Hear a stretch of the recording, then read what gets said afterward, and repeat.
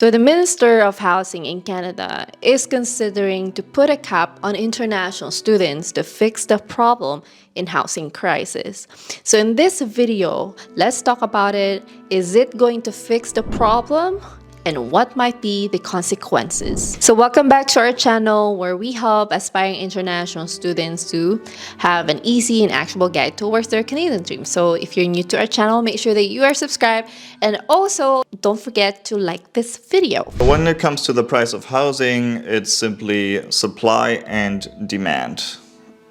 What determines the supply is how many houses are being built. So one of the issues that Canada has is not having not enough land available. Canada has the second largest land mass of any other country in the world.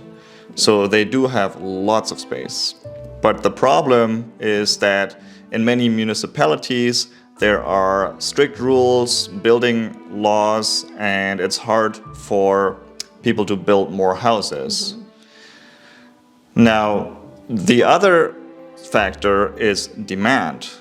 So yes, Canada has higher and higher immigration, and the more people that come into the country, they need a place to live. And that is one thing that is driving the higher demand of housing, which makes the price of housing go up. The other factor that creates a higher demand, other than more people, is more money that is in the system. So during COVID and after, in the last 3 years approximately, the not only, but the government of Canada, the central bank, the commercial banks have issued a lot of new money, which you can see in this graph of the M1 money supply. Now, if you have more dollars chasing the same amounts of goods, that means that the price per those goods goes up. Just like we have inflation in groceries in Canada, we have inflation in housing.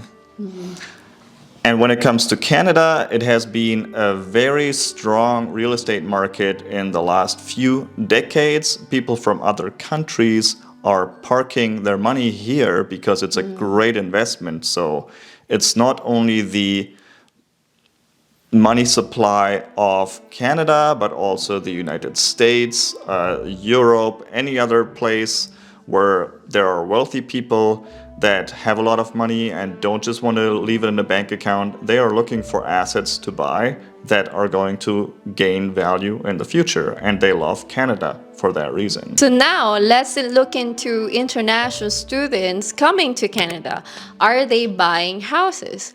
So basically these students, they go to Canada and they're mostly renting rooms. And if some people will buy houses, that's a very low percentage.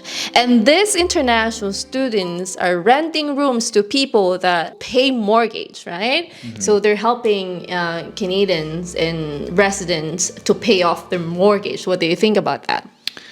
Yeah, many times that's the case, and that's, in my experience, Canada is one of the few countries where you can actually rent out your basement. If I tell someone in Germany that I lived in a basement somewhere, they said, "Why would you live in a basement? It's gross, it's cold and humid." But in Canada, you can rent out your basement. It's a normal thing. So let's say they will cut the number of international students into half. In our opinion, that will not actually basically solve the problem of housing crisis, because they have bigger problems. Yeah, of course it's going to have some impact because it's going to lower the demand by a little bit, but we believe that those other factors that we mentioned, like the limited supply and the increased demand due to the devaluation of the dollar and other currencies, and also the interest rate situation that we had in the last years. So during COVID, or even before that, you could get a mortgage at 1.5% interest rate.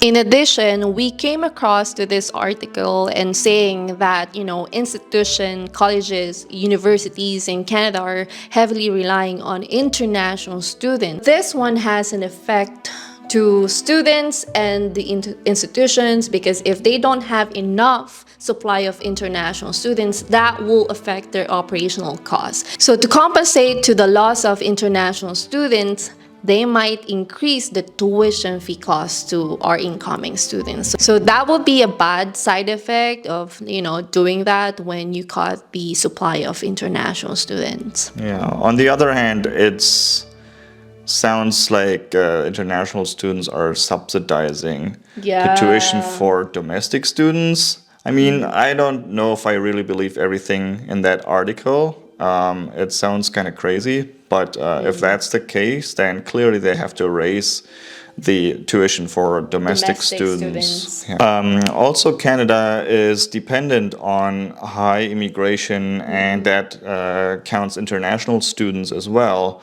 because they use them to support their growing economy and all the labor shortages in certain trades and skills that they have. So if you cut back on skilled immigration, then it's also impacting the Canadian economy.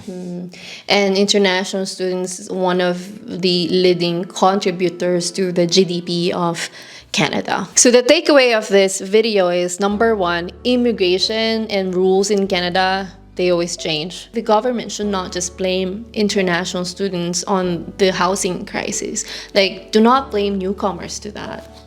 Yeah, I think they are a small factor because, of course, it increases the demand, not just international students, also in immigration in general.